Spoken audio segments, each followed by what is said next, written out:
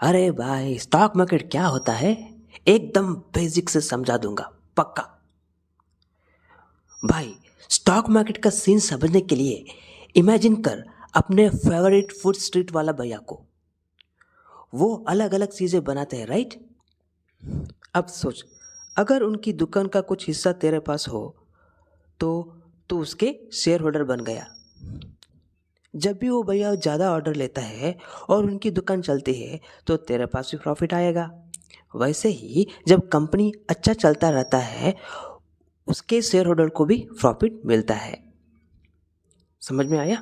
लेकिन दोस्तों, ये शेयर मार्केट है, यहाँ इमोशन का भी खेल होता रहता है। स्टॉक प्राइसेस बदलते रहते हैं, कभी ऊपर कभी नीचे, जैसे तेरी क्रश का मूड।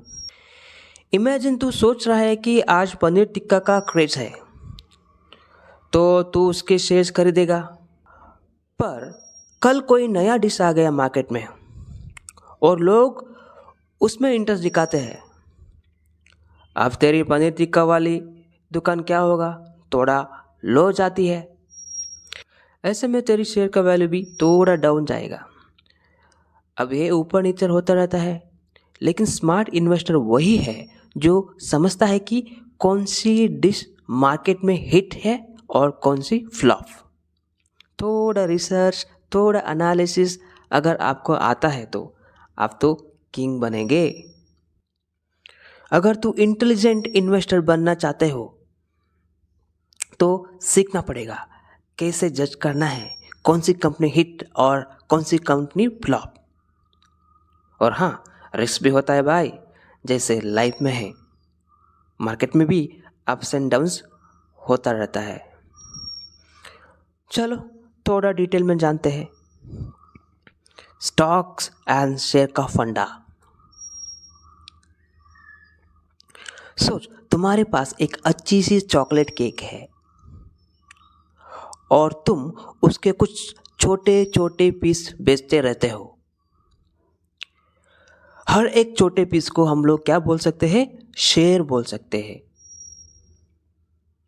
अब जब लोग तेरे केक के पीस खरीदते हैं, वो बन जाते हैं तेरे केक का शेयर होल्डर। समझे मार्केट का मजा? अब ऐसे ही इमेजिन करो, तेरी केक की डिमांड स्काई हाई है, डिमांड बहुत है, लोग तेरे केक के पीछे लेने के लिए भागते हैं।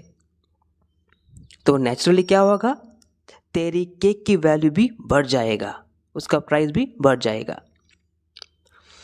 ऐसे ही जब किसी कंपनी का डिमांड बढ़ती रहती है, उसके शेयर का भी वैल्यू बढ़ता है।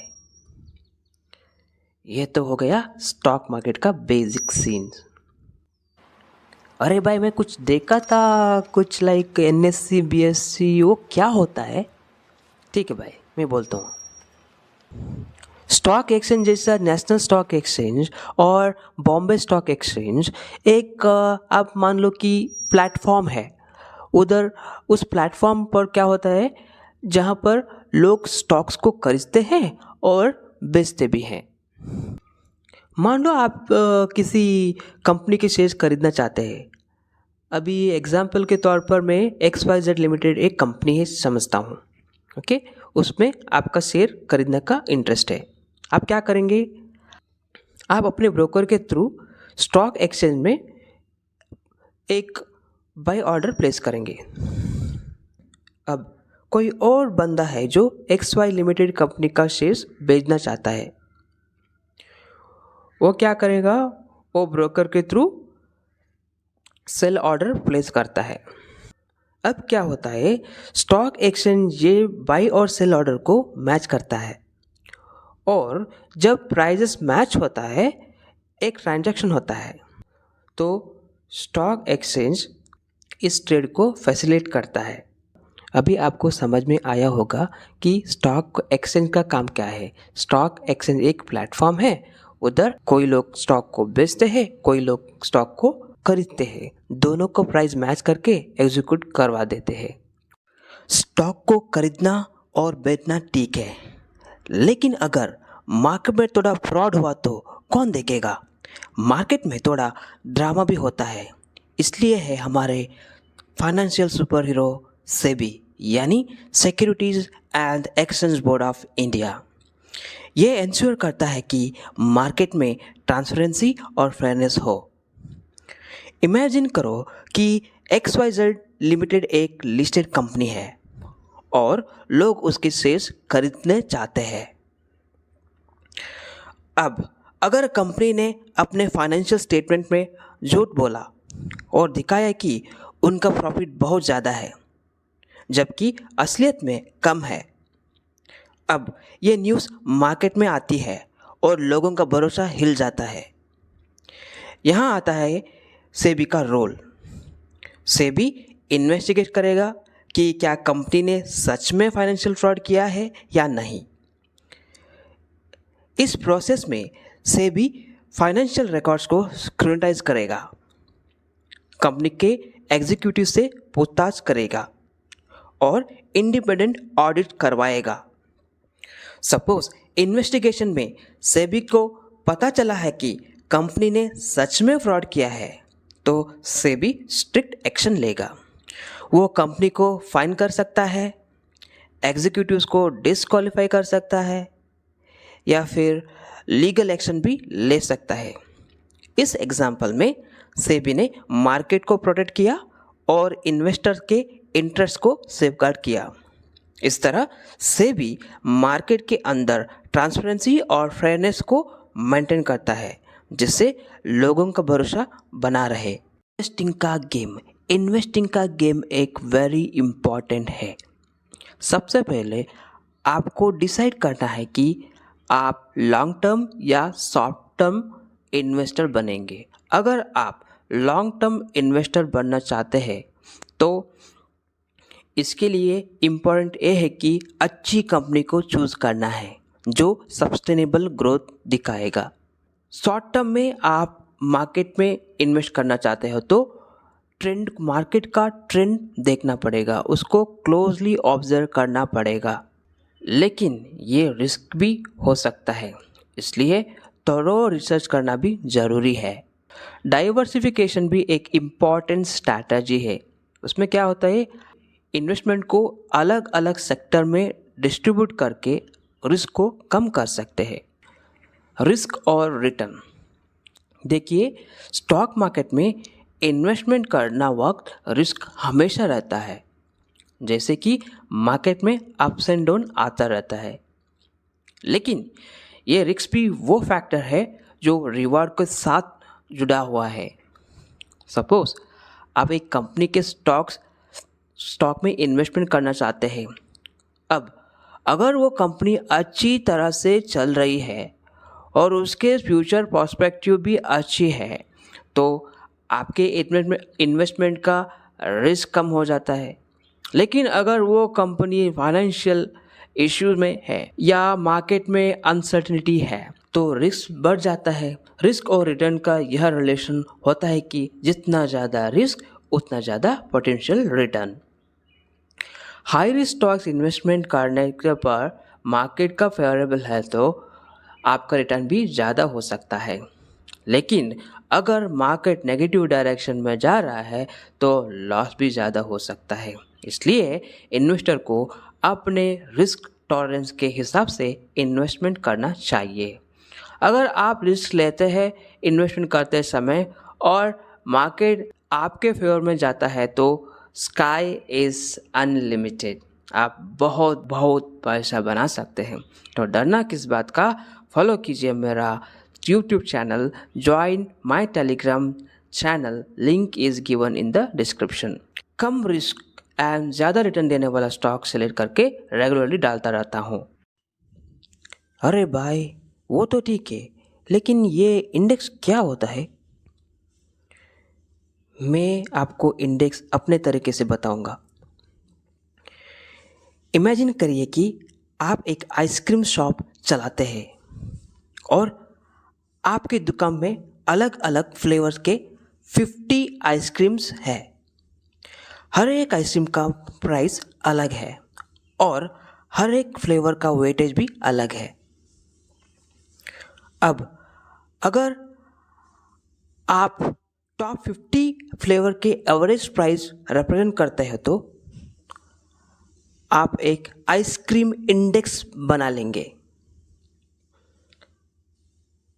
इसका मतलब ये हुआ, अगर आज आपके आइसक्रीम इंडेक्स 200 रुपये है तो ये बताते हैं कि आपके शॉप के टॉप 50 फ्लेवर्स का एवरेज प्राइस 200 रुपीज़ है।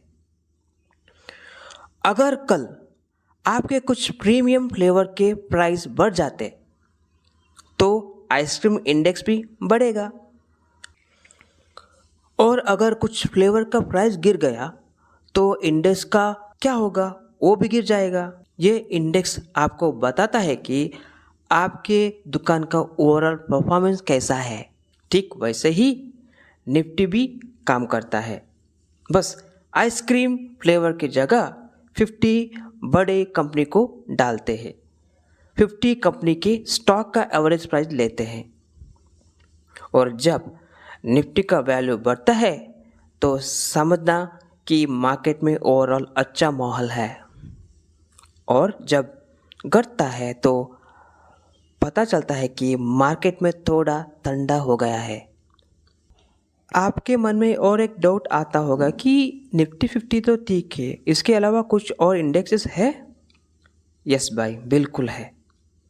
यानी कि सेंसेक्स, उसका मतलब क्या है कि जो बॉम्बे स्टॉक एक्सचेंज में जो टॉप 30 कंपनीज है उसको लेकर बनाया गया है। निफ्टी 50 ऑलरेडी बता दिया हूँ कि निफ्टी 50 में टॉप 50 कंपनीज रहती है। निफ्टी का फुल फॉर्म क्या है? नेशनल 50, उसका कॉम्बिनेशन है।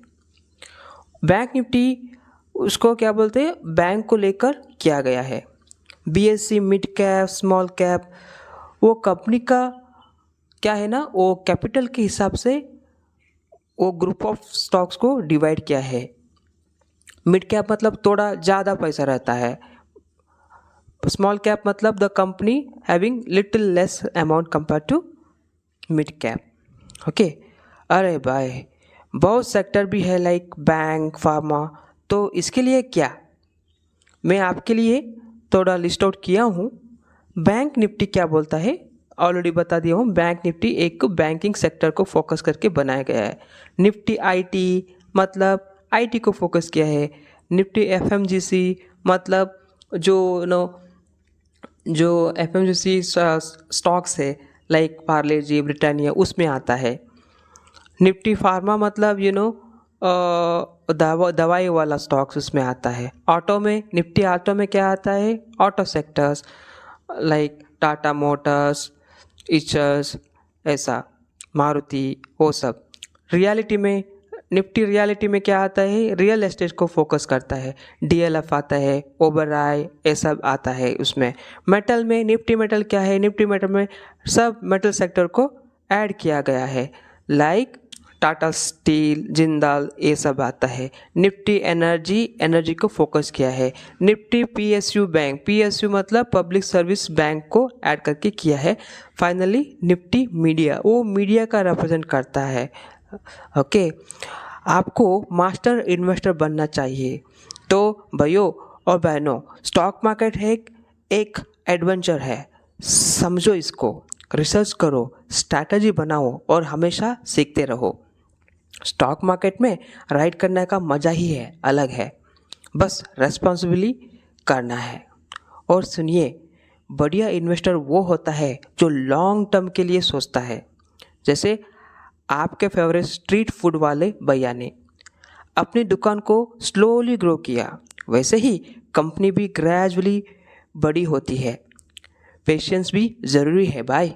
तो देर किस बात का, हमसे जुड़िए, हम लोग आपको डिटेल में इसी तरह सिखाएंगे।